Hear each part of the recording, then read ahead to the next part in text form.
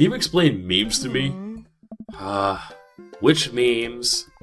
All memes?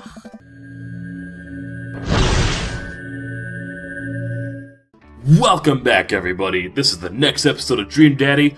This is your friendly neighborhood Warlock Kadash speaking, and I'll be your host in this episode. So let's continue everything. I arrive at Amanda's school and check in at the front desk. They give me a bright orange visitor sticker and send me on my way. I'm barely awake and feeling haggard, but hopefully nobody will notice. I check my watch and I'm relieved to see that I'm only about 2 minutes late. Wait, was it room 103 or 108? I spot a youth standing at his locker and I approach him for help.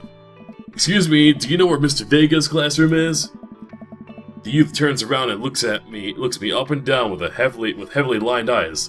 That looks like Sephiroth. Or like a teen poser of Sephiroth.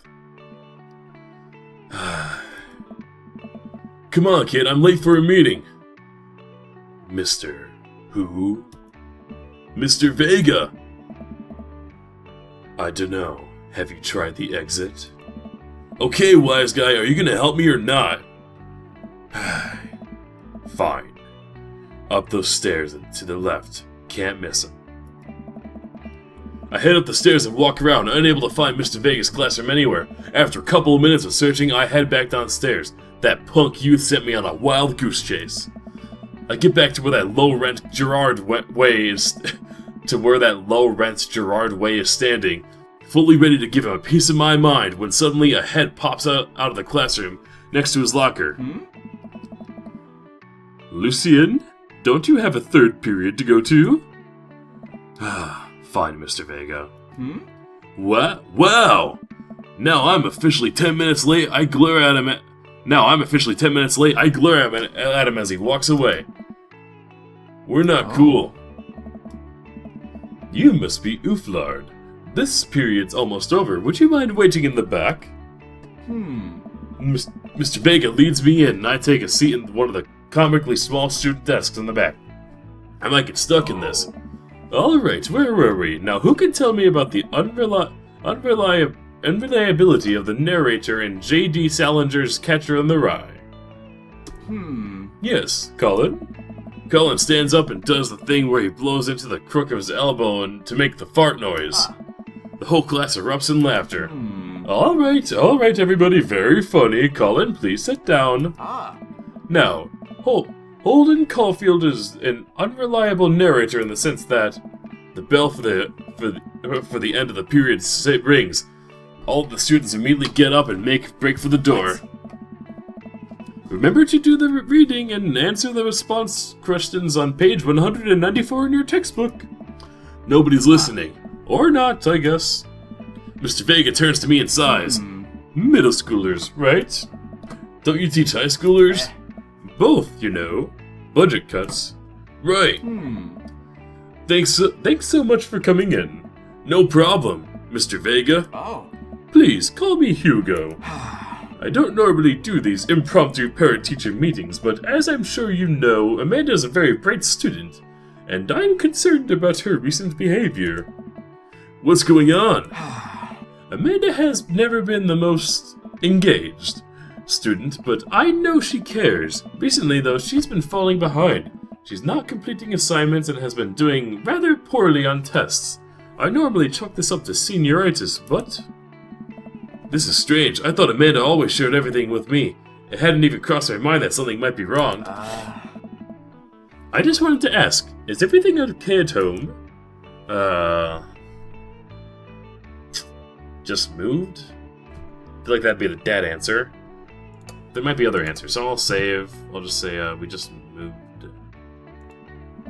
Well, we just moved recently, but it was only to the other side of the town. Amanda was more excited about it than I was. See if you can talk to her about it. I know she values you a great deal, and appreciate your guidance.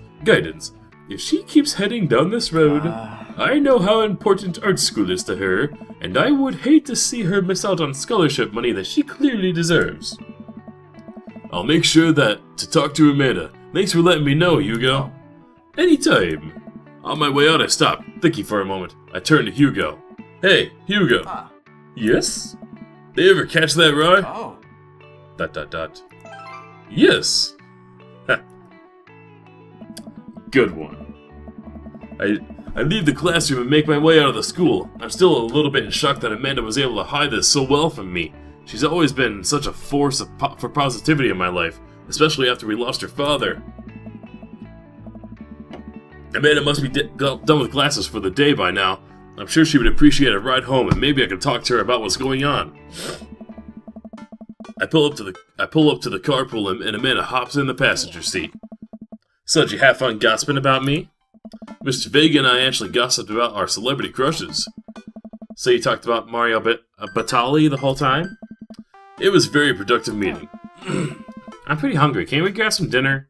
Sure thing.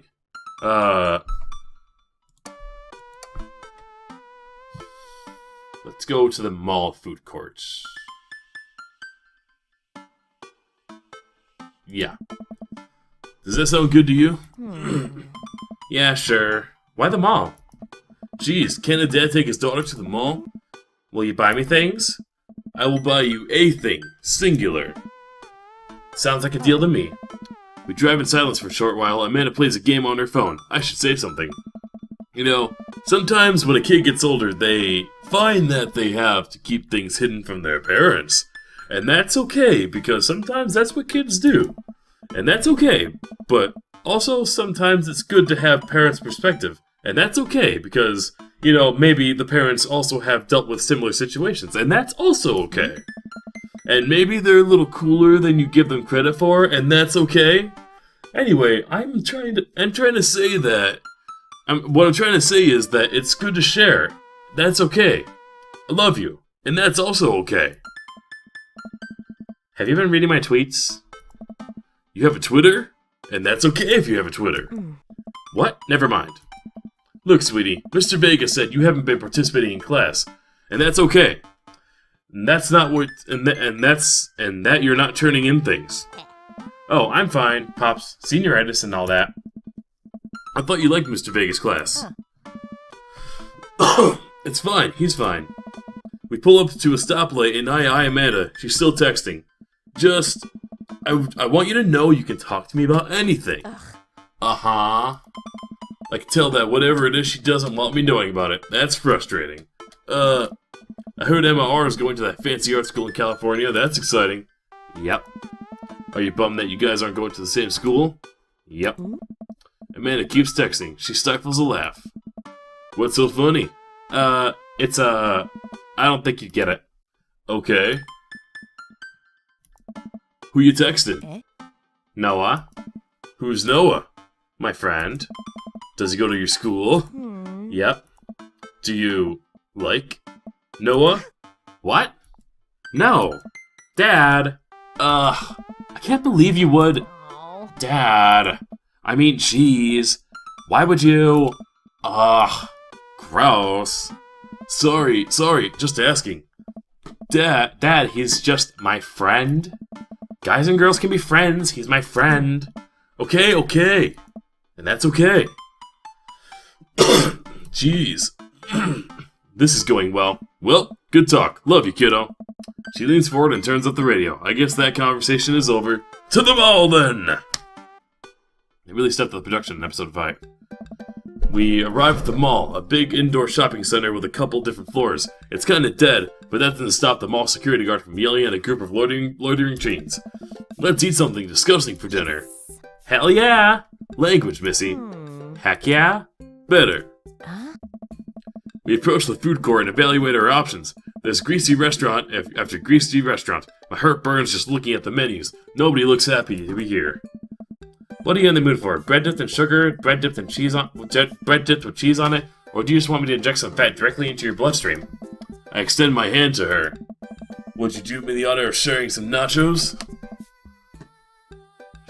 She takes my hand with a grin. It would make me the happiest, cheesiest girl alive. We order a giant pile of chips with an unnaturally orange cheese from a very enthusiastic and a possibly stoned teenager. We take a seat at a rickety table and dig in. These are bad. These are very bad. And also strangely delicious. We have to eat through the pain. We enjoy the fluorescent cheesy goodness together until we're all out of nachos. So, something's been bothering me for a while. Can you explain memes to me? Which memes? All memes? Amanda sighs deeply and places her head in her hands. Dad, it's complicated. See, memes are inside jokes shared by a bunch of people that get less funny the more people do it.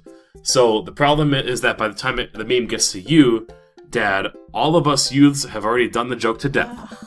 And what's worse is that movies and TVs and video games will try to jump in on the meme train, but just based on how long it takes to make them, the meme will be long dead by the time it comes out. So it just dates it and isn't funny. Oh shit, what up? Aww. Dad, please. Anyway, changing the subject, where to now? Want to go to that goth store? What? You know, the one that's all black and tries to establish itself as anti-establishment despite being the exact representation of the establishment? I don't know what store you're talking about. You know, the one where you can buy chained wallets and is basically an assault on what people fought so hard against in the punk and hardcore movements of the 70s and 80s? Dad, you gotta be more specific. The one you threw open that one time. Oh, that one! Amanda runs into the store with me trailing behind her. She makes a beeline for the back. Alright. There it is! You can still see the outline, kinda. I'm so proud. Speech. Amanda. Yes. Speech! Alright, I'll do it if you stop chanting. Amanda stops immediately. I clear my throat. Thank you all for joining us today to commemorate a historic moment that would forever shape history. On a day very much like today, some 5 years ago, our very own Amanda Ann Tinglepuff had too much blueberry raspberry slushy on an outing to the mall. After begging her father to take her to Dead Goth and Beyond to buy rainbow suspenders, she proceeded to throw up all over a display of My Chemical Romance merchandise. Her loving father then had to pay for said merchandise, which to this day remains among our possessions. Thank you. Amanda is moved. She begins to clap, slow at first, and then faster and more vigorously. Several other patrons turn their heads. One of them also starts clapping. I bow my head. Alright. Oh hey, chain wallets! While Amanda busies herself looking at band t-shirts, I try to find something of interest to myself. Not much for a dad to look at in Dead Goth and Beyond. The last time I looked at band t-shirts, let's look at the ironic monks. I'm suddenly stricken with existential fear. If only there was a number one dad. If there was only one number one dad, then why are there so many monks here that say that? The whole time I thought I was the only one. If I'm not number one, where do I place on the global dad ranking charts? I have work to do. I remember this guy. Look, this is very important to me. I overheard a stifled argument over the cash register. An older gentleman is carrying a garment and showing it to the bored-looking cashier with pink hair. I can see that. Don't know what to tell you, dude. I just work here. Oh my. Listen, when I bought this online, the website said this blouse was Victorian-inspired. However, when I received it, it clearly held the trademark of Edwardian dressage. Do you want a coupon? I can give you a coupon. Will you leave if I give you a coupon? Is that a manager present? People have to know what they're buying. I am the manager. I see. Well, it would seem that I have outstayed my welcome. Good day, shopkeep. Your superiors will receive a strongly worded letter by post. Whatever, dude. The man whirls around and storms out, his literal coattails trailing behind him. I can't tell if they're Victorian-inspired or Edwardian in nature. Amanda trots up to me with a t-shirt over her hand. Oh boy, here it comes. Oh no. Hey, Datron 5000. Yes, I'll buy it for you. Wow, that was easy. Thanks. At least it's only one this time. Amanda plops the t-shirt onto the counter and grins at the cashier. Love your hair. The cashier says nothing and rings up Amanda, radiating hatred. I hand her a 20. So, what was that guy's deal? cashier rolls her eyes so hard, I'm worried she'll pull something. That's Damien. He's in here all the time. He's obsessed with Victorian fashion or whatever. He hands Amanda her bag, and it's clear that the conversation's over. We make our way out of the store and head home to get some rest. And on that note, we're ending today's episode. Thank you all so much for watching this episode of Dream Daddy. Hope you had a good time. If you like this episode, please leave a like down below, or leave a comment as well. And then please subscribe to my channel if you want to see more dads dating and more Dead Goth and Beyond. Take care, everybody.